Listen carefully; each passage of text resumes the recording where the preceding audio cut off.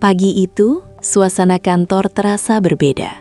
Bukan karena jadwal rapat yang padat, bukan juga karena proyek baru yang diumumkan, tapi karena satu nama, Alena. Sejak kemunculannya kemarin, udara di lantai utama terasa lebih berat. Kirana berjalan melewati meja-meja karyawan dengan langkah tenang. Wajahnya datar, profesional, tidak ada ekspresi yang bisa dibaca. Namun dari balik pintu kaca ruang direktur, Alena sedang berdiri di sana, menatapnya. Senyum tipis terukir di bibirnya, senyum yang terlalu manis untuk dianggap tulus. Rapat dimulai pukul 10 tepat. Alena mempresentasikan rencana strategi baru dengan suara percaya diri. Angkanya masuk akal, konsepnya kuat, bahkan beberapa manajer terlihat terkesan. Lu Cahyan duduk di ujung meja, diam. Matanya sesekali berpindah antara layar presentasi dan Kirana. Kita perlu pendekatan yang lebih agresif, ucap Alena lembut. Kalau terlalu bermain aman, perusahaan ini akan stagnan. Kalimat itu terdengar biasa, tapi tatapannya mengarah pada Kirana, seolah itu sindiran. Kirana mengangkat tangan. Agresif boleh, katanya tenang, tapi bukan tanpa pertimbangan risiko. Suasana rapat mendadak hening. Dua perempuan itu saling menatap.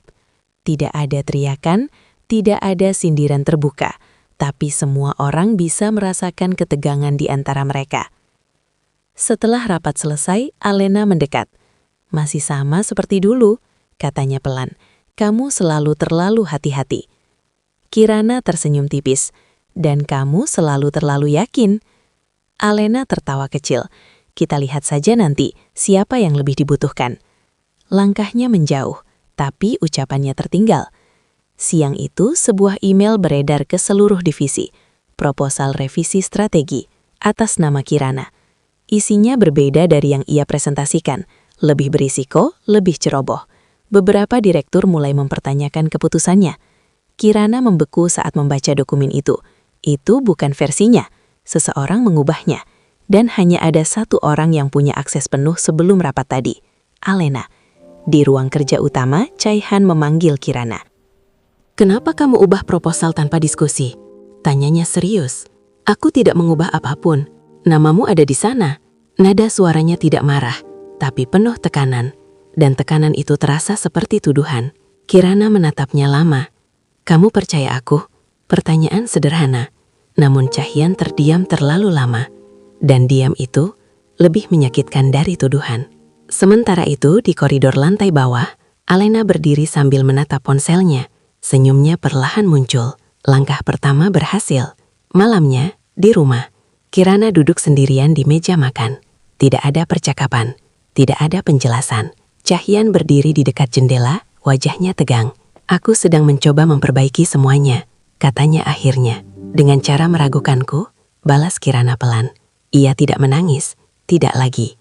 Hari itu, sesuatu benar-benar berubah, bukan hanya karena Alena, tapi karena untuk pertama kalinya, Kirana berhenti berharap Cahyan akan selalu berada di sisinya.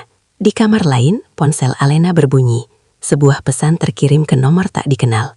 Fase pertama selesai. Ia menatap foto lama di galeri ponselnya. Foto dirinya bersama Cahyan bertahun-tahun lalu. Aku tidak pernah kalah, bisiknya. Di sisi lain rumah itu, Kirana berdiri di depan cermin. Matanya tidak lagi rapuh. Ada ketegasan di sana. Jika Alena ingin bermain, Maka ia tidak akan lagi menjadi pion.